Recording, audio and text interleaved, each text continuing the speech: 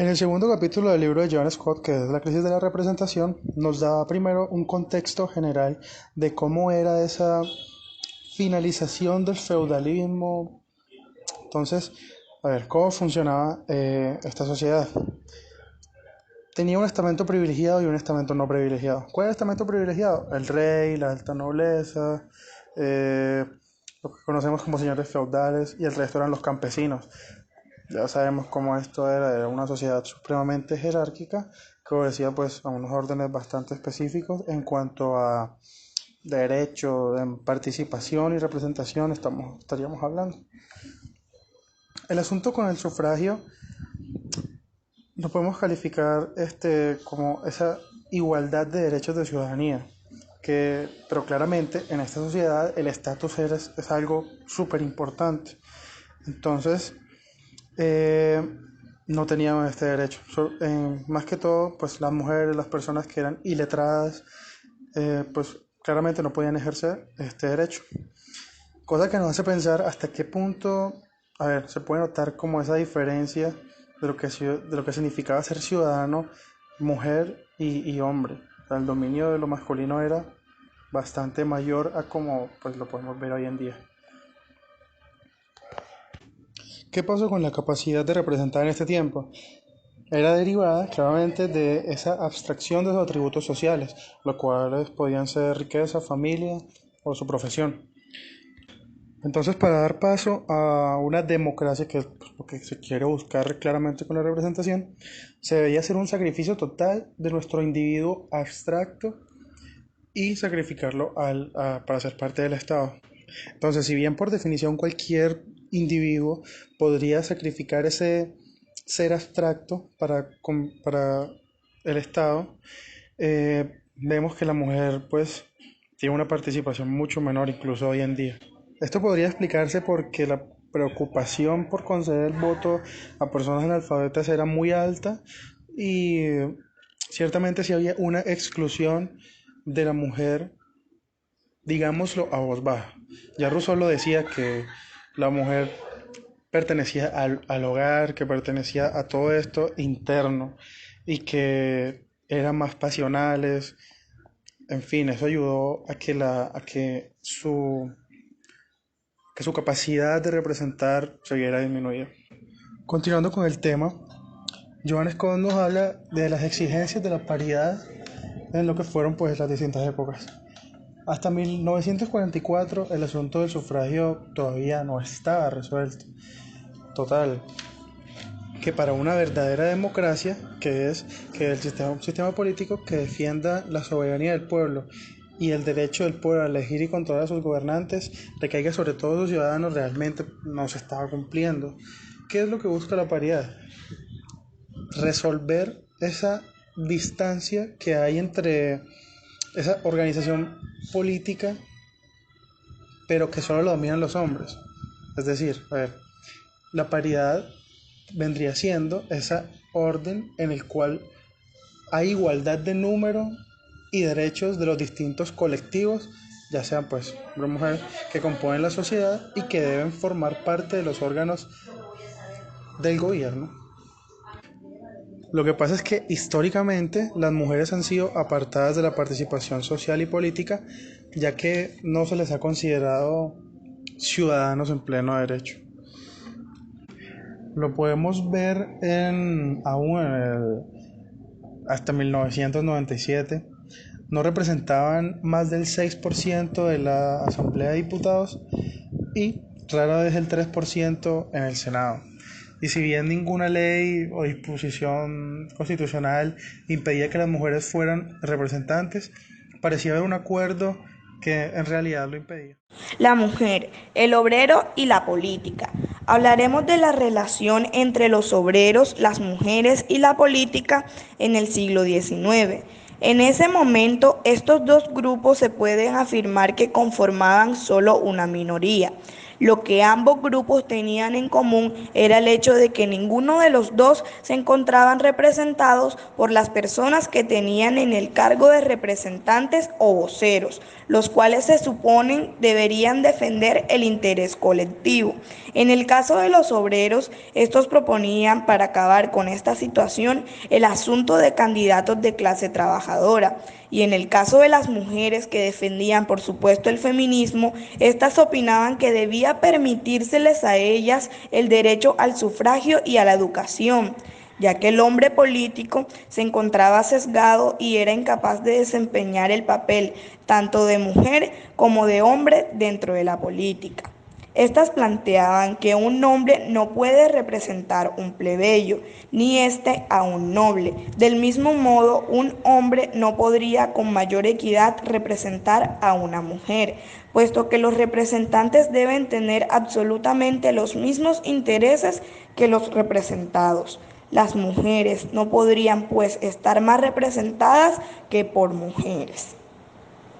Es aquí donde nace la propuesta de crear partidos políticos para la clase obrera. Es aquí donde se logra reconocer que la coyuntura está creada a base del conflicto de clases. Cambia la dinámica totalmente, se cambian los voceros o representantes y estos empiezan a corresponder realmente con el verdadero interés de la colectividad o los votantes. Sin embargo, existía exclusión femenina. En 1944 se les otorga el voto a las mujeres, pero se sigue pensando que una cosa es votar y otra diferente es representar a la nación. Por ende, no se elegían a mujeres para cargos públicos, aunque estas fueran opciones. Podemos concluir diciendo que la situación de la mujer de esta época, que no es muy diferente a la actual, estuvo sometida al poder político y económico masculino. La mujer en esta época era vista como un simple sujeto de servicio, es decir, para servirle al hombre, para tener hijos, y su voz no tenía valor alguno, es decir, no era tomado en cuenta lo que las mujeres opinaban. Eran los hombres quienes gozaban de derechos y decidían cuáles eran sus obligaciones basadas bajo principios universales, principios como la igualdad, la libertad y la fraternidad. Pero esto sí, teniendo en cuenta que las mujeres no tenían participación alguna dentro de la economía o la política de esta época. Condiciones para la ciudadanía de los inmigrantes norafricanos. Empezamos diciendo que el término inmigrantes era un apelativo poco apropiado, pues el centro de debate eran esas personas de origen norafricano que provenían de las antiguas colonias francesas. Desde los primeros días del asentamiento colonial, los administradores franceses habían distinguido entre los argelinos asimilables y entre los musulmanes quienes no eran asimilables. Escribió el conde Gais de Saint-Amour que si tenemos un deber en Argelia es combatir el Islam, nuestro eterno enemigo en todas sus manifestaciones. Después de la independencia, tanto en la prensa popular como entre los políticos, la distinción que se hacía entre norafricanos, árabes, religiosos o no y musulmanes era muy poca.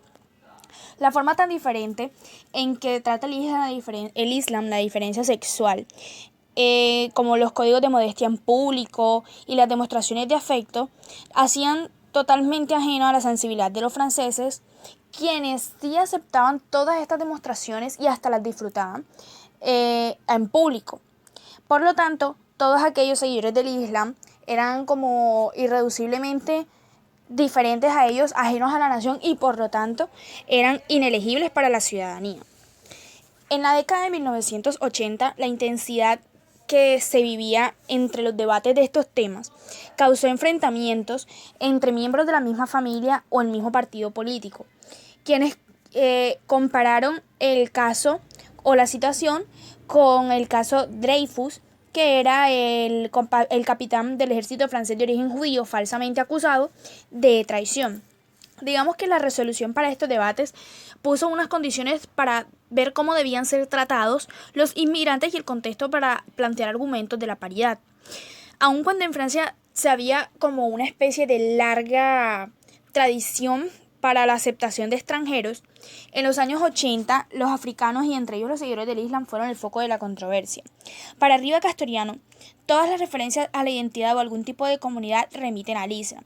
A diferencia de los inmigrantes anteriores, los norafricanos eran personas de las colonias a quienes los franceses se dedicaron a civilizar y que no parecían asimilables. La religión en particular era el punto que impedía que la incorporación cultural se diera con éxito.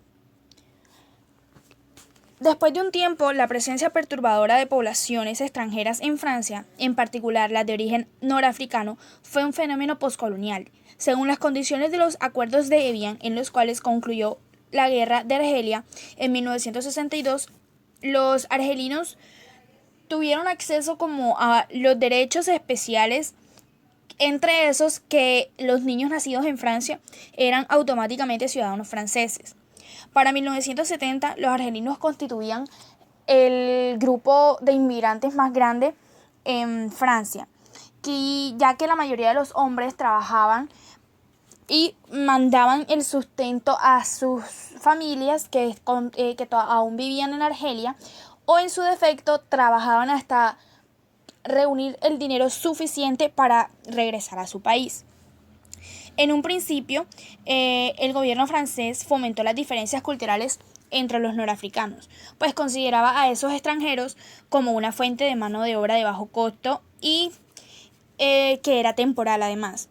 Digamos que siguiendo la política de la insertion, en los años 70 se ofreció una serie de servicios que era básicamente ofrecer cursos de lenguas como el árabe y el turco para los niños en las escuelas y también para los adultos, para que no perdieran total conexión o sus raíces con su país de nacimiento.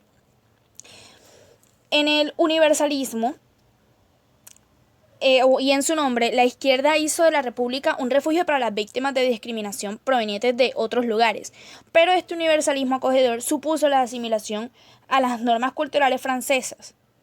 Digamos que, habiendo revertido ya todas las asociaciones usuales, donde el racismo es equivalente al universalismo de la izquierda y la diversidad del verdadero universalismo, fue aún más allá y advirtió las consecuencias de permitir que los hijos de los inmigrantes se convirtieran en franceses cuando sabemos que eso podría resultar el mayor trastorno biológico que haya experimentado nuestro país. Dicen las personas siguientes de el partido izquierdista extremista de Louis Powers y de Jean-Marie Le Pen, quien estaba en total discordia con François Mitterrand, quien apoyaba totalmente el ingreso de inmigrantes norafricanos a Francia, pero con ciertas condiciones. La representación. En su último capítulo, Johann Scott nos transporta a las elecciones presidenciales de 1988. Estas elecciones presidenciales se vieron envueltas en un gran escándalo debido a los debates que se daban acerca de la inmigración y de la falta de representatividad que tenía el pueblo con el gobierno actual y los gobiernos que le antecedieron. Si bien Mitterrand fue reelecto para un segundo periodo, Jean-Marie Le Pen, el candidato del Frente Nacional, obtuvo casi cerca de 4.5 millones de votos en la primera vuelta. En 1989, las cosas empeoraron cuando el Parlamento ofreció una amnistía a todos los políticos que habían estado implicados en los escándalos, esto generando un gran descontento social, ya que el pueblo se distanciaba del gobierno y no veía básicamente una representación por parte de ellos. La fe en el gobierno había estado perdida. Para colmo de males, las instituciones encargadas de definir el republicanismo francés no estaban funcionando debidamente. El mundo de los políticos elegidos estaba fuera del alcance de votantes. La brecha entre políticos y sociedad civil era enorme. El apelativo de la sociedad civil había sustituido al de lo social del discurso de los siglos XIX y XX. Se refería a las relaciones de los ciudadanos en la vida cotidiana y significaba el mundo de los vínculos y de las interacciones concretas. El mundo de la política había quedado desacreditado, que no podía desafiar el poder del presidente aunque lo deseara. La clase política era un sistema cerradoque, ya que no desempeñaba una función de representatividad. Preocupada con esto, el asunto de aferrarse en ocasiones a varios puestos y de los tecnicismos de la administración. Los votos a favor de Le Pen se consideraron como un signo creciente de populismo, consecuencia de la insensibilidad de los políticos en cuanto a las poblaciones que batallaban con la inseguridad económica, el desempleo y un futuro incierto. El presidente Mitterrand juró que en su segundo periodo de gobierno estaría más abierto a la sociedad civil. Sin embargo, nunca declaró lo que significaba sociedad civil. Algunos, como Rosellón, argumentaron que la sociedad se habría fragmentado tanto y las identidades individuales eran tan fluidas que no habían intereses de grupos obvios que presentaran los políticos. Son grupos de individuos, ya no clases o profesiones, lo que hoy expresan su descontento. ¿Era la sociedad civil algo parecido a la voluntad general en cuyo nombre legislaban los políticos? ¿O simplemente era la idea de diversidad rebelde que debe representarse como tal? Concebir a la sociedad civil como entidad distraída de la atención del concepto más radical de representatividad dejaba en su lugar al mito de un republicanismo intemporal, pero también provocaba dos preguntas inquietantes. Si esta casta cerrada de políticos no era representativa de la nación, ¿por qué no podía presentarse de manera abstracta, que se necesitaba para lograr una representación genuina? Seguía siendo legítimo separar la sociedad civil de la política, y la separación era la única forma de reparación. Por vagas que fueran las definiciones de sociedad civil, una vez citada como protagonista, se hacía dos voces para hablar en su nombre.